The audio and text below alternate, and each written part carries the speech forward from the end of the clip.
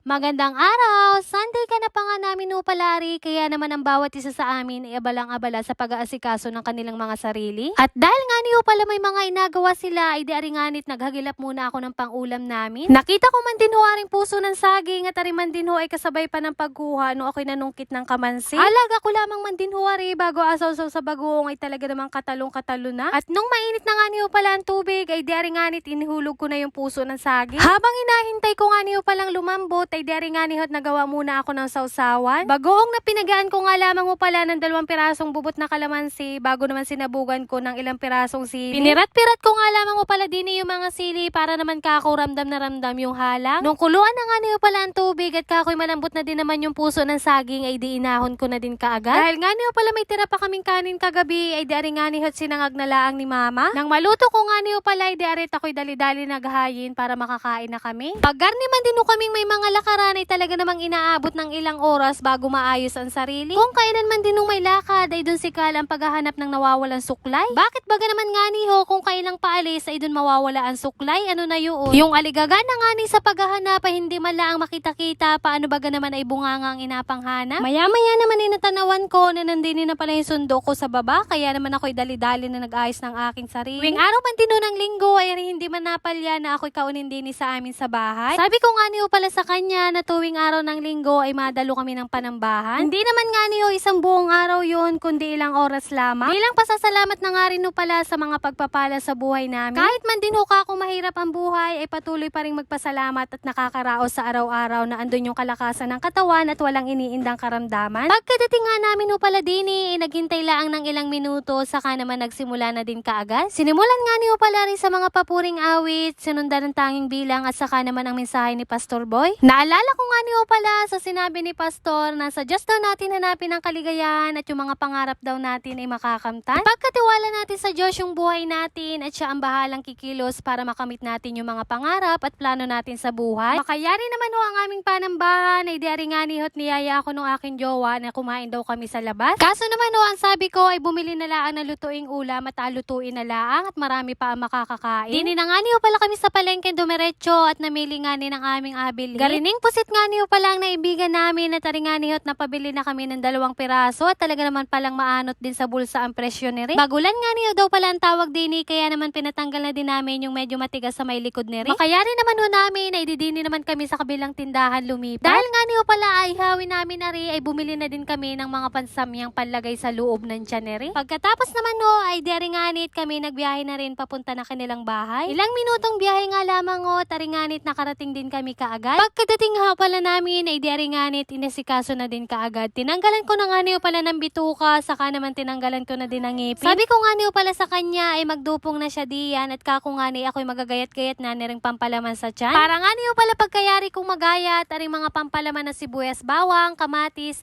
at ilang pirasong siling green ay asalang na laang mamaya sa pinabagan niyang uling. Habang nagagayat-gayat nga niyo pala ako diyan ay tinulungan niya na din ako para nga niyo daw mapadali. Iba-iba talaga ho pag nagatulungan at mapapadaling matapos ang isang gawain. Nang matapos nga niyo pala naming magayat lahat ay di-arit nilagay ko lang sa isang malaking mangkok. Pinagsama-sama ko na nga rin ho pala lahat, saka naman nilagyan ko ng paminta, magic sarap at saka kaunting kurot na asin. Hinalo-halo ko lamang nga niyo pala ari, saka naman pinaglalagyan ko na yung tiyan ni ring bagulan na ari. First time ko nga lamang ho pala makakain ni Rit, ang kilala nga lang ho namin ay yung maliliit na pusit. May mga garning bagulan nga ni daw ho na naabot ng 1 kilo o higit pa ang isang piraso. Sa inyo baga ho ay anong tawag ng ganiri? Itinuhog na nga niyo pala namin na rin sa stick at para nga niyo kako mabilis na mabaligtad. Tamang baga nga lamang ho pala ang nilagay namin diyan at tayang tanga laang para nga ni naman ho hindi mabigla ang pagkaluto. Medyo nahirapan nga niyo pala kami sa pag-ihaw niyan at yung pinakang likod nga niyo pala ay manipis na at natanggal naman din nga ho yung pinakang bao. Pero gumawa naman ho kami diyan ng paraan at kako nga ni ho ay pag gusto mo man din ng isang bagay o gusto mong matapos ang isang gawain ay gagawa at gagawa ng paraan. At nung maluto na nga ni ho pala ay di inahon na din namin kaagad. At dahil nga ni ho pala sayang yung baga ay nag-ihaw na din kami diyan ng ilang pirasong talong. Habang inapaluto-luto ko nga ni ho pala yung talong ay pinagayat ko na rin nga ni ho pala sa kanya para nga ni ho pala mamaya pag nakain na kami ay madampot na laang. Sa ilang minuto nga ni ho palang paghihintay ay naluto na din kaagad. Kaya naman ho naghayin na din kami diyan para makakain na. Pinatawagan ko na nga rin no pala diyan, sinabihan na bae nga ni naman na saka nga niyo pala yung iba pa niyang kapatid para makakain na kami. Thank you Lord sa lahat ng blessing. Kain tayo. Nakapunan naman hoy, di ari nga nit lumarga na din kami pa uwi. Pero bago nga niyo pala kami magpatuloy ay dumaan muna kami din sa may parke. Mamerienda lang man din kami din ng tusok-tusok, kaso naman ho ay wala, kaya naman din nila kami napaparini sa may shawarmahan. Bumili na nga rin no pala ko diyan ng isang buting buko shake at kako nga na